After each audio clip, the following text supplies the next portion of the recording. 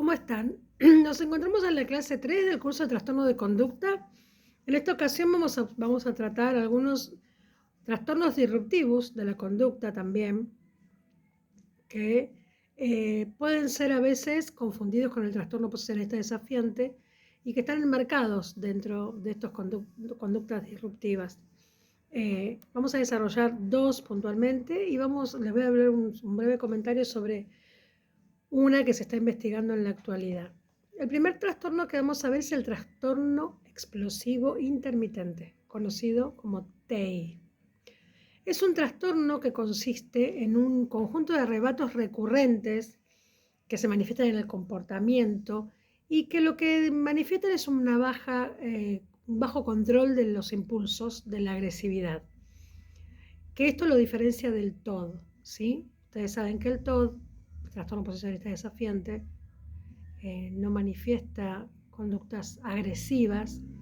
Esto se manifiesta en los trastornos de conducta que se dan por lo general, están enmarcados en lo que es la preadolescencia y la adolescencia.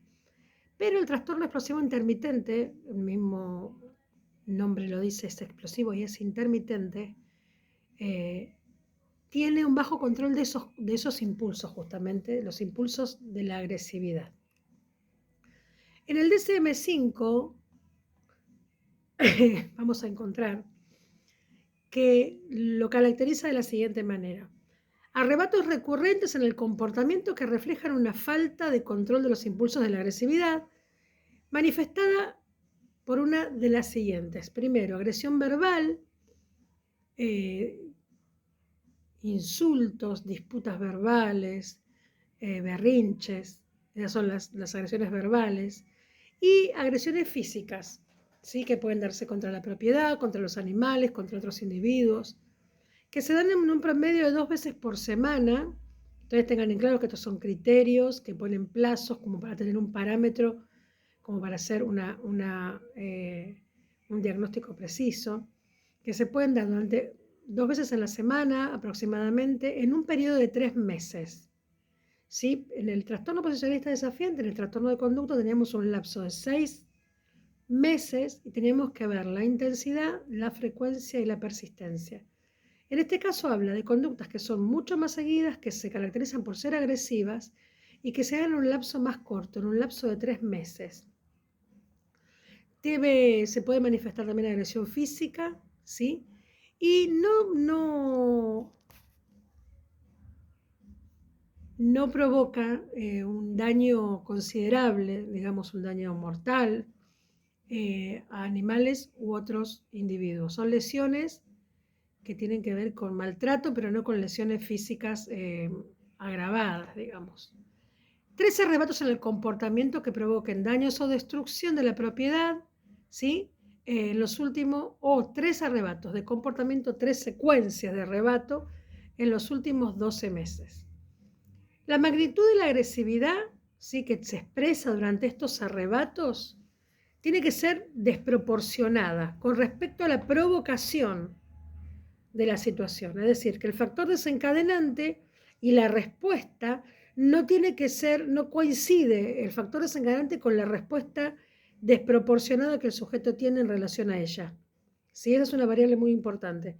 Hay una reacción extremadamente agresiva con respecto a un desencadenante que no tendría que generar esa reacción. Y los arrebatos agresivos recurrentes no son premeditados, es decir, son impulsivos, ¿sí? Es totalmente una reacción impulsiva, disruptiva, provocado por la ira. Por eso es muy importante, como hablamos nosotros en el curso, en la clase anterior, la distinción de las emociones, diferenciar bronca de ira, ¿sí? Ni tampoco persigue el objeto de su reacción a un objeto tangible en sí mismo, no es que va a atacar a algo específicamente porque tenga una connotación ese objeto o ese animal o esa persona. Es un arrebato en el momento contra cualquier objeto que se encuentre en el lugar o en cercanías o a mano de ese niño. Bien, bueno.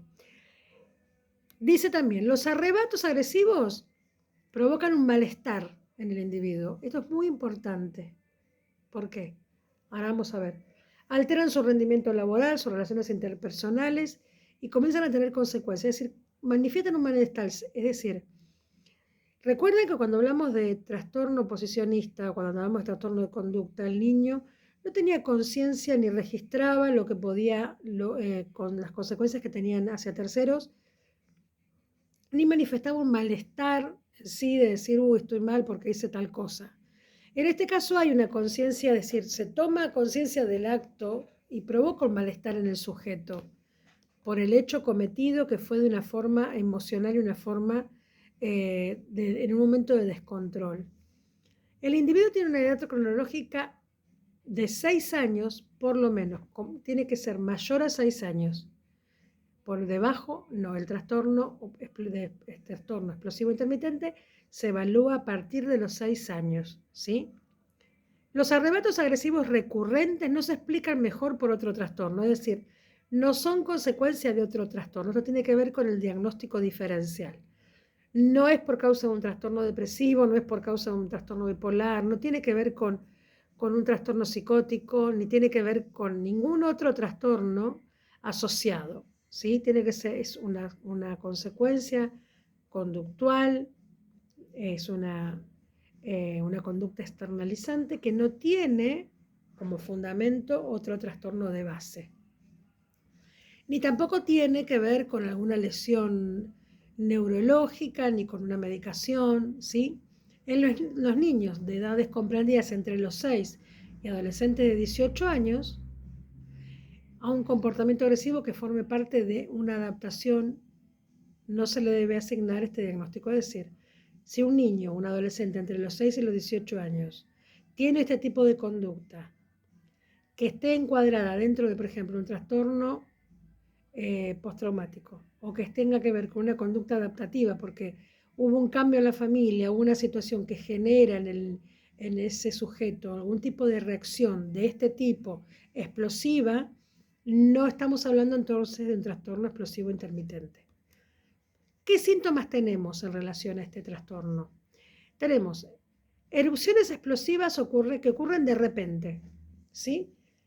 Con poca o ninguna advertencia, es decir, que no hay un indicador previo de que el niño puede reaccionar de esa manera, ¿sí? No hay ningún indicador que me pueda a mí pautar que va a venir una explosión, que va a venir una conducta disruptiva. Suelen durar menos de 30 minutos, ¿sí? Es como una ráfaga de conducta violenta que tiene mucha intensidad y dura poco tiempo. ¿Sí? Es un arrebato de poco tiempo, pero con mucha intensidad. Pueden ocurrir con frecuencia o estar separados por semanas, ¿sí? O por mucho tiempo, por meses, una agresión, un evento disruptivo de este tipo, explosivo, puede estar separado mucho tiempo de otro. Pero en el lazo de 3 meses tenemos que ver si se dan 1 o 2 para poder pautar que hay una posibilidad de un trastorno explosivo intermitente. Es probable que entre los episodios, ¿sí?, de agresión física hacia otros, se produzcan arrebatos verbales que son menos graves, que sea más manifiesta la agresión, golpes, que la agresión verbal. Y la mayor parte del tiempo pueden estar irritables, impulsivos, agresivos o enojados de forma crónica, ¿sí? Los episodios agresivos pueden ser precedidos o acompañados de lo siguiente.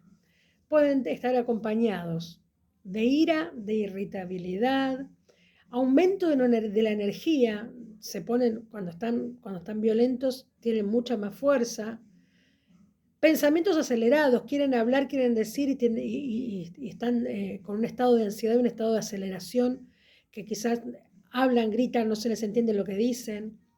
Un hormigueo en las manos, ¿sí? Temblores en el estado de ansiedad y de nerviosismo, palpitaciones y opresión en el pecho, ¿sí? Es como una manifestación de ansiedad que lo supera, que lo lleva a un estado de ira y que reaccionan de esta forma violenta. Los arrebatos verbales y conductuales están sobredimensionados, ¿sí? Y no se piensan en las consecuencias. En ese momento del arrebato ellos no reflexionan en lo que van a hacer, ¿sí? Entonces, Esos arrebatos pueden incluir rabietas, discusiones acaloradas, apasionadas, desmedidas, gritos, sacudidas, ¿entendés? El escuchame, patadas, peleas físicas, daños materiales y amenazar o agredir a personas o animales. Es posible que tenga una sensación de alivio luego de ese episodio, ¿sí? Se sienta muy cansado por el desgaste físico que genera esos minutos de esa explosión, y luego suelen sentir remordimiento, arrepentimiento o vergüenza. Esto es muy, muy, muy importante porque lo distingue de otros trastornos. Hay una conciencia de no poder haber manejado una determinada situación y se arrepienten y se avergüenzan de esa situación. ¿Cuáles son las causas? Pueden comenzar en la infancia, como decíamos, después de los 6 años, y es más frecuente en adultos jóvenes que en adultos mayores, ¿sí? Se desconoce la causa exacta de este trastorno, pero puede ser, es muy probable que se tenga una causalidad dentro de lo que son el ambiente, ¿sí? Y hay cuestiones también que pueden ser biológicas. Pero el ambiente es muy determinante como detonante y como conformador de ciertas respuestas conductuales que el sujeto va adquiriendo. En cuanto al entorno, la mayoría de las personas con este trastorno crecieron en familias que tuvieron un comportamiento explosivo y un abuso verbal permanente y físico. Es decir, que aprendieron este tipo de lenguaje, lo internalizaron y reaccionan de esta manera, verbalmente agresivos y físicamente agresivos. Y suelen ser sujetos que están expuestos desde edad temprana a situaciones violentas, que va aumentando la posibilidad de que estos niños se manejen de esta manera al madurar. Desde lo genético, se cree que el trastorno puede estar transmitido de padres a hijos, pero siempre se pone un peso mayor en lo ambiental, ¿sí? En lo social y en lo afectivo. Y también es probable que existan diferencias en cuanto en lo neurológico. Se estudia que hay cuestiones que tienen que ver con lesiones o con algún tipo de daño neurológico que pueda causar este tipo de conductas en los sujetos. ¿Cuáles son los factores de riesgo que al hablar de lo social hemos mencionado quizás? Antecedentes de maltrato físico, ¿sí? Antecedentes de otros trastornos mentales, si hay comorbilidad con otros trastornos como el trastorno del TDAH, ¿sí? Puede ser que puedan tener un trastorno explosivo intermitente. Pero el factor de episodios traumáticos vividos de niños es un factor de mucho riesgo que puede sentar bases para posteriormente desarrollar este tipo de trastornos. A fin de determinar, digamos, encuadrar el trastorno explosivo intermitente y descartar otros tipos de trastornos, es importante primero realizar un examen físico. Esto siempre, por eso siempre hablamos de la atención primaria, que tiene que ver con la consulta del pediatra, que por lo general es el que hace la derivación. El médico va a intentar descartar problemas físicos, como hablábamos, puede tener antecedentes neurológicos, o de algún consumo de sustancia o de alguna medicación que pueda estar provocando a nivel neurológico este tipo de reacciones, ¿sí? A la vez es importante la evaluación psicológica. Siempre va a ser importante que el profesional de salud mental haga todo un recorrido con la historia vital para poder descartar otros posibles trastornos y poder ser específico en diagnosticar el trastorno explosivo intermitente, ¿sí? Para eso se usa el DSM-5, el manual de psiquiatría, o algunos usan el DSM-10, que por lo general esto lo utilizan los psiquiatras. Y nosotros como profesionales de salud mental también tenemos conocimiento para poder tener un diagnóstico preciso. En cuanto al diagnóstico del trastorno explosivo intermitente, no existe un tratamiento único, ¿sí? Lo importante es dos vertientes. Una es la psicoterapia, ¿sí? Que tiene que ver puede ser psicoterapia individual o psicoterapia grupal. Si hablamos de un adulto, los niños también pueden hacer terapia grupal, es muy linda la terapia grupal de niños. Terapias donde se pueden desarrollar habilidades. Siempre que hablamos de trastorno de conducta es muy importante el trabajo de las habilidades sociales, porque en el trastorno de conducta hay una incapacidad de herramientas para poder decir y expresar lo que le está sucediendo y se reacciona de forma externalizante, ¿sí? Con conductas que tienden a ser agresivas. Entonces, es importante trabajar las habilidades, tanto comunicativas, emocionales, ¿sí? La terapia cognitivo-conductual, que es muy recurrente en este tipo de trastornos, es un tipo de terapia que se utiliza con mucha frecuencia y ayuda mucho porque ayuda a identificar las situaciones que son detonantes y a su vez identificar las respuestas, es decir, las emociones que me generan y la reacción posterior. Para, en función de eso, de estos tres elementos, el detonante, lo que siento y cómo actúo, comienza a tomar conciencia para poder ir modificándolo. ¿Por qué esta situación me genera esto? ¿Qué hago con esto que me genera? ¿Sí? Entonces, la terapia cognitivo-conductual ayuda a manejar la ira, a controlar aquellas respuestas que son inapropiadas, que están enmarcadas dentro de aquello que no es adecuado en tiempo y espacio, ¿sí? Entonces, se utilizan técnicas de relajación, por eso yo hago énfasis en lo que es la terapia de tercera ola, mindfulness, que vamos a preparar un curso sobre mindfulness porque es muy, muy interesante con esto de vivir en presente, de conciencia plena, ¿sí? Y todo lo que tenga que ver con habilidades de comunicación y de resolución de problemas, mediación, elementos que me hacen no ignorar el problema, sino abordarlo desde otro lugar. No abordarlo como el sujeto estaba acostumbrado, que es con esta conducta disruptiva, ¿sí? Y también hay tratamientos que están pensados con medicación, que como siempre les digo es una herramienta y es una forma de abordaje que está considerada, pero siempre es preferible optar por todas las otras terapias alternativas en primera instancia para luego, en una última instancia, poder recurrir a la medicación. Ahora vamos a hablar del trastorno de desregulación disruptiva del estado de ánimo. Trastorno de desregulación disruptiva del estado de ánimo. TDA. Es un trastorno que cursa con episodios indefinidos de cambio de conducta que no son habituales en el niño, es decir, conductas que no eran habituales en él. No es un niño que haya tenido episodios disruptivos o trastorno de conducta o trastorno oposicionista, sino que no es habitual que reaccione de esa manera y que no están relacionadas con la etapa de desarrollo. No es que porque es pequeño y es normal que tenga un capricho, no.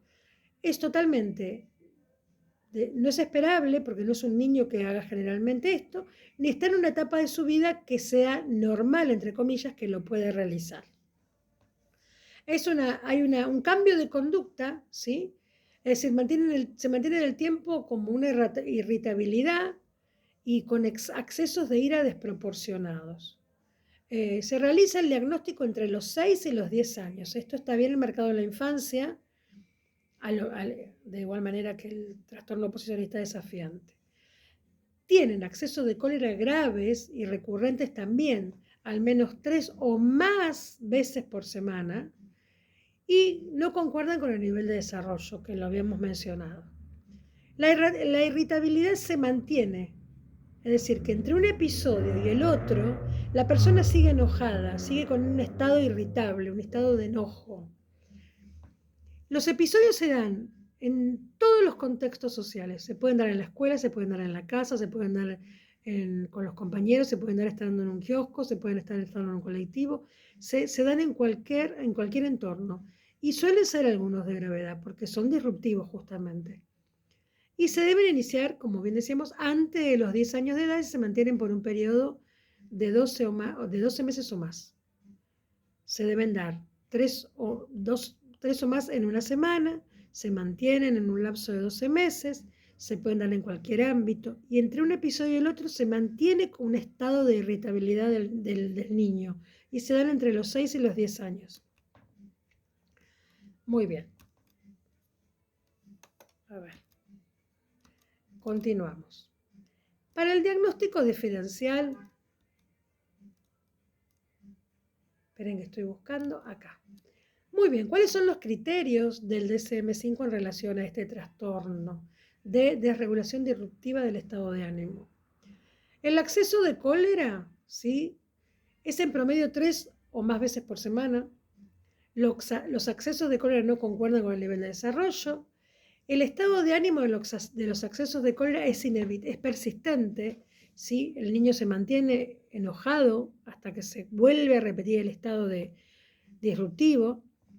Los síntomas se inician antes de los 10 años de edad, se sostienen durante 12 meses, deben de darse en un periodo de 12 meses.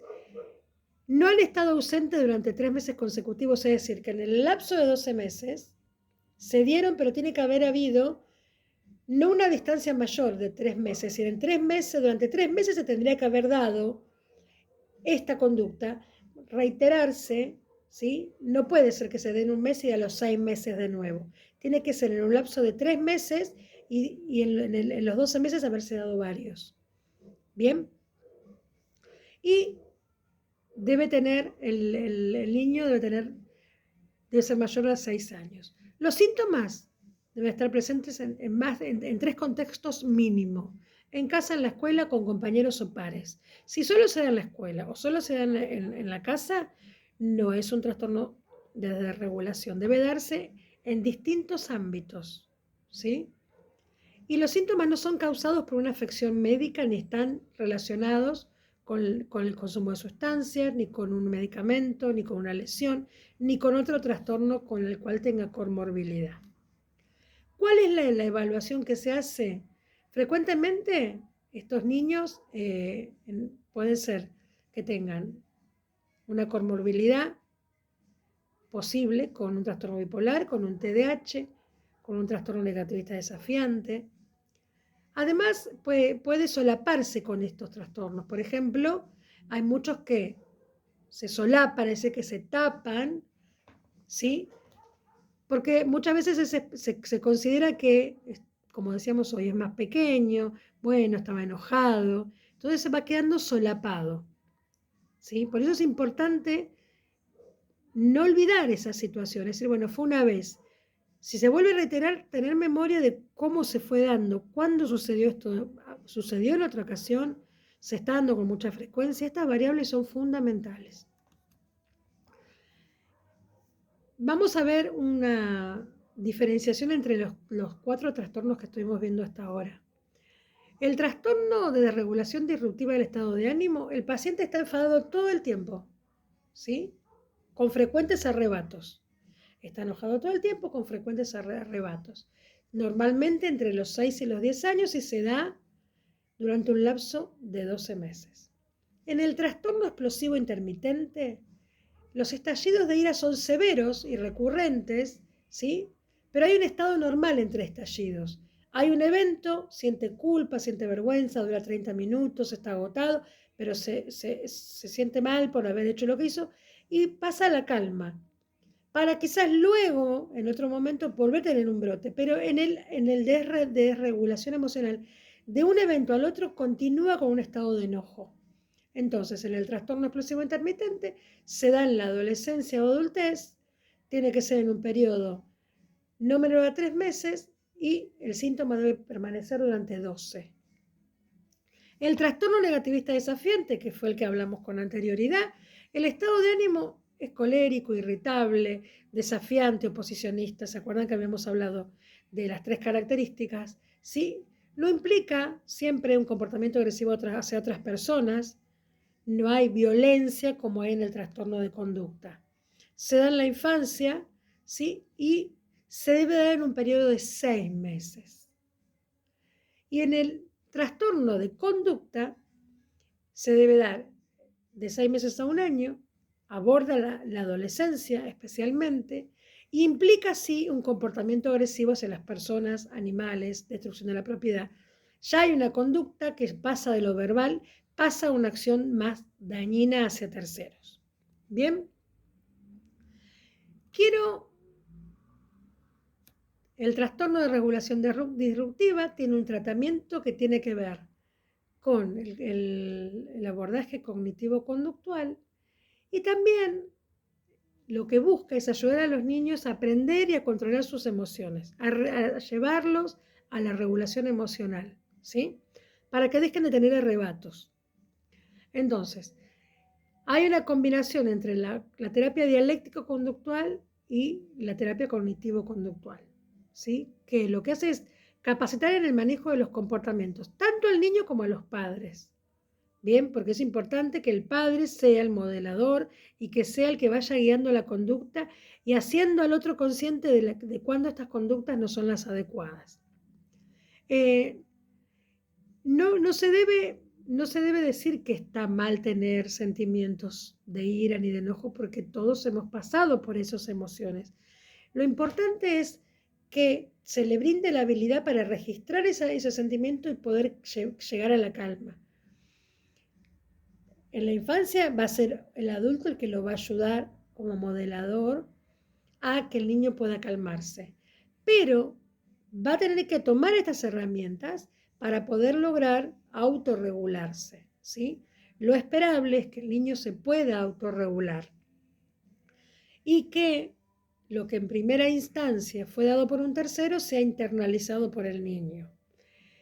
En la capacitación los padres aprenden cómo recompensar a los niños en los cambios de comportamiento positivos, ¿sí? Que eso lo vamos a ver en las estrategias en la última clase, varias de las estrategias que tienen que ver con modificación de conducta. Y la terapia no sirve por sí sola si no hay un compromiso por parte de todos los actores. Muchas veces también es acompañada por medicación que lleva a estabilizar al niño para que pueda registrar el comportamiento y poder modificarlo. Porque si el niño no está estabilizado emocionalmente, no hay posibilidad de registro, ¿sí? Para eso se pueden utilizar, como yo lo dije, como última instancia o acompañando una psicoterapia, los antidepresivos y los estimulantes. Ustedes van a encontrar en el material, yo ahora lo voy a buscar para poder hablar un poco porque no lo tengo en el PowerPoint, se está hablando, se está investigando sobre un nuevo abordaje o un nuevo comportamiento que se está observando, que yo estuve leyendo un artículo en relación a esto, que tiene que ver justamente con esta desregulación y con la falta de límites, porque todo esto está muy relacionado, ya lo venimos hablando, con el modelo parental, con los estilos de crianza. Y justamente en relación a eso, se está hablando de lo que se conoce, denme 2 segunditos que ya se los voy a decir, el niño simétrico. El niño simétrico es aquel que no comprende que hay adultos que tienen autoridad sobre ellos. Siempre hay en relación con los padres, con los adultos, con el docente, una relación de asimetría. Hay un adulto, ¿sí?, que es el que tiene la autoridad sobre el niño. Ahora, en el niño simétrico lo que no hay es un registro de esta diferencia, de esta asimetría. Entonces el niño se pone en paridad con los padres, ¿sí? Se pone en igualdad de condiciones y comienza a desarrollar una identidad similar a sus padres en relación a hablarles en igualdad de condiciones, ¿sí? El niño asimétrico tiene baja capacidad de empatía, no responde a ninguna pauta, no tiene que ver con el oposicionista, porque en este caso el oposicionista es un niño que no mantiene esa actitud siempre. El niño simétrico lo que hace es ponerse permanentemente en paridad. Esto se ve mucho en la actualidad. Muchos niños que parecen adultos, se manejan desde pequeños como adultos Y esto es muy, muy contraproducente, no solamente en relación al manejo de la conducta y el manejo de los límites, sino que el problema mayor es que el niño se mimetiza y copia al adulto permanentemente, ¿sí? En un efecto de espejo, que lo que hace es que no le permita generar su propia identidad, ¿sí? Entonces lleva a una personalidad débil, no tiene identidad propia, porque lo que hace es copiar la identidad del otro permanentemente. Y tiene la fantasía de completud. ¿Por qué? Porque siente que al ser como el otro es como un adulto. El adulto, ¿qué fantasía o qué tiene? La sensación de completud. Vamos a un poco al psicoanálisis.